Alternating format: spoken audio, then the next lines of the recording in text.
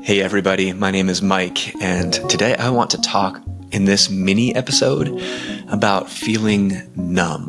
And when everything feels overwhelming and there's so much going on in the world, where at least my response, and some people I talk to, is just to kind of like tune it all out.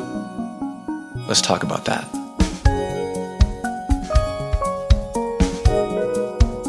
Tapestry weaves together the threads of our struggles, doubts, curiosities, faith, joys, and hopes to create meaningful conversations that matter. You know those late night conversations that go unexpectedly deep? That's what we hope to capture with the Tapestry Podcast. And we want everyone to join in the conversation. Because when we are heard and valued, we can begin to believe we're loved. Welcome to the Tapestry Podcast. So talking about numbness, just yesterday was another event. Two, in fact. There was a shooting in Utah of a famous person, a famous conservative person, and another shooting just 21.6 miles. I looked it up. 21.6 miles away from where I'm sitting right now at a high school in Evergreen, Colorado. And that shooting happened in the same school district as the Columbine shooting years ago. And that's just 9 miles from where I'm sitting right now. And man, why do the ones that are closer by, like nearer geographically, or maybe there's some like personal connection, maybe those hit harder. For me, they do every time. Maybe they do for you as well. And, there was this Catholic school shooting just a couple weeks ago. And when I first heard about it on the radio, on the news, of course I was sad and I was angry too, but also I was frustrated because I felt kind of numb about it. I didn't have a lot of feeling about it. That one was 912 miles away from where I'm sitting. Maybe it's the distance. I don't know. But there were things also in our lives, for many of us who were alive at the time and, aware. Like when 9/11 happened, you remember where you were. If you were old enough, I'm recording this episode on September 11th, 2025. So that's 24 years after the airplanes crashed into buildings and into a field, killing so many. And so many of us remember it. But then there were two conflicts, one in Afghanistan and one in Iraq. And the one in Afghanistan lasted for like 20 years. And man, we just felt numb about it.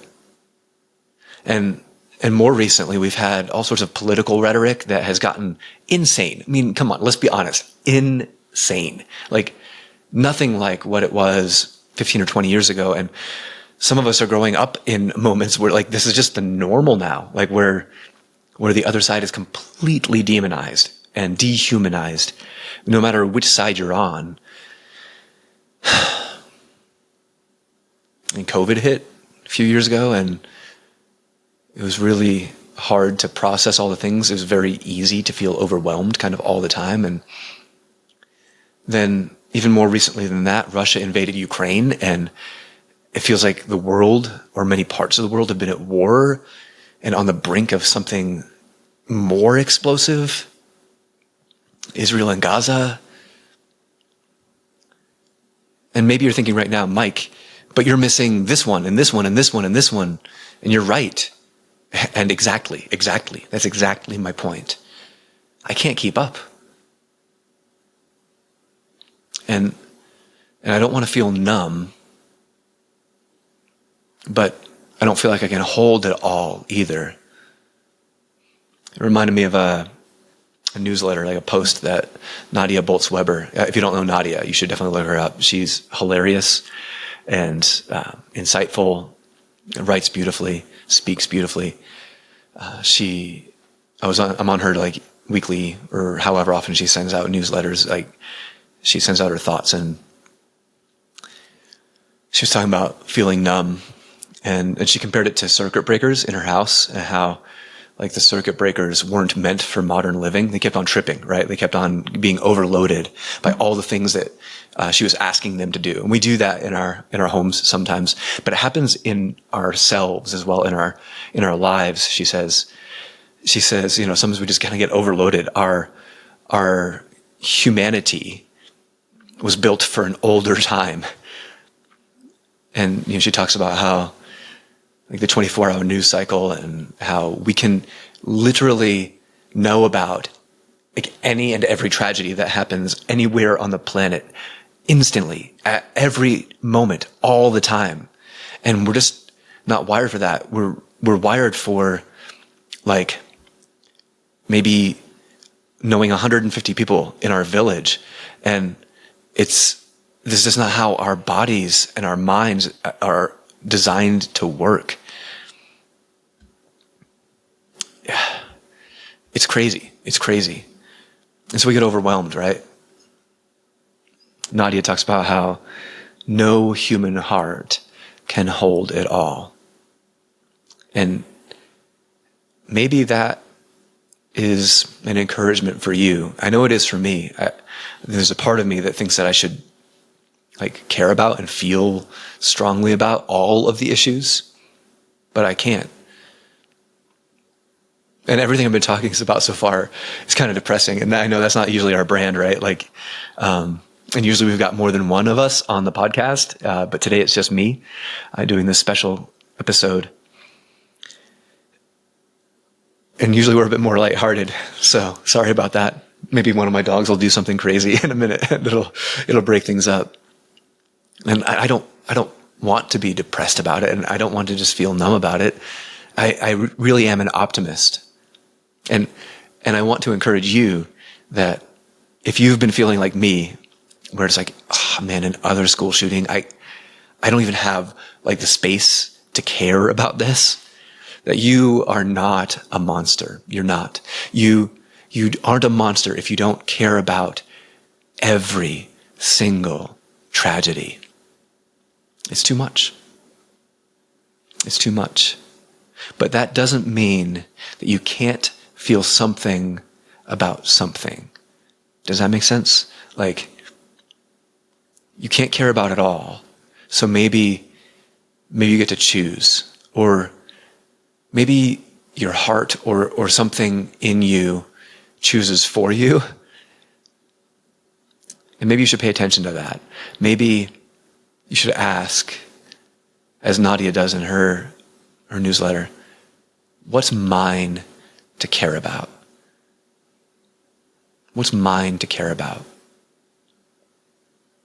As I was thinking about this, I was thinking about also all the great work that Richard Rohr does. If you're not familiar with Richard Rohr and the Center for Action and Contemplation, or Contemplation Action, CAC.org, you should check it out. Man, they've always got so much good stuff on there. And he quotes this writer, Toko Turner, from a Sufi tradition. And while we shouldn't hold everything, Toko says that when we turn away from all suffering, when we turn completely away from the suffering of others, then we kind of risk dehumanizing others. And we see this in our politics. We see it when countries fight each other. We see it in history. I think we see it right now, to be honest. So we can't care about it all, right? It's impossible. You can't.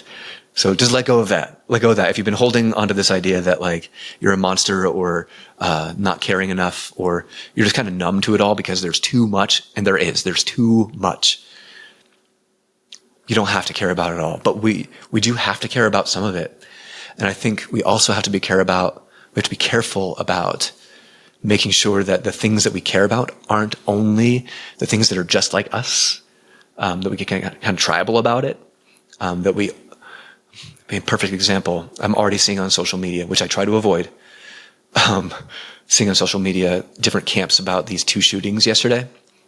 Because, one was a school shooting, and that's been politicized. All school shootings, I mean. And one was the killing of a conservative kind of pundit, conservative activist, presumably by someone who didn't agree with him. I don't know that we know much more at this point about who did what in these different situations. But I think it's probably pretty safe to assume it was somebody who disagreed with him, right? So probably somebody from a more liberal or progressive mindset, or I think my conservative friends on social media are like, the left wing, hard left, whatever. And it's already been divided, right? It's already saying like, oh, if you care about this one but not that one, then you're a monster. Or if you see what these people have done. And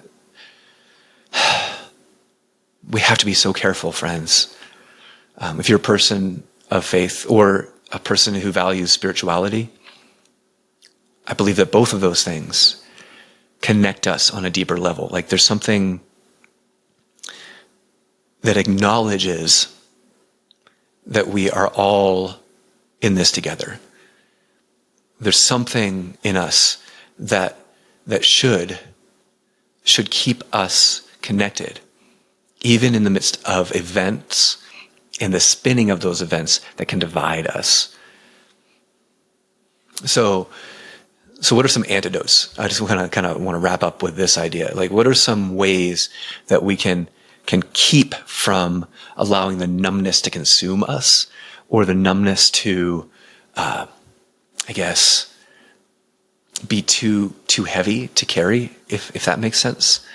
And the first one actually comes from my wife. She's great. Her name is Heidi. She's been on the podcast before. You can go back and see previous episodes with her on them. She always talks about, like, when you're feeling overwhelmed, when things feel like they're too much, go serve. Like, identify a need and serve someone. For her, that someone is dogs. It's always dogs. We foster dogs. We volunteer with a local shelter here in Colorado that deals with res dogs from Native American tribal lands. And we've now fostered 107 times, not to toot our own horn or anything like that, but like there's something very rewarding about it, something that gets you out of yourself.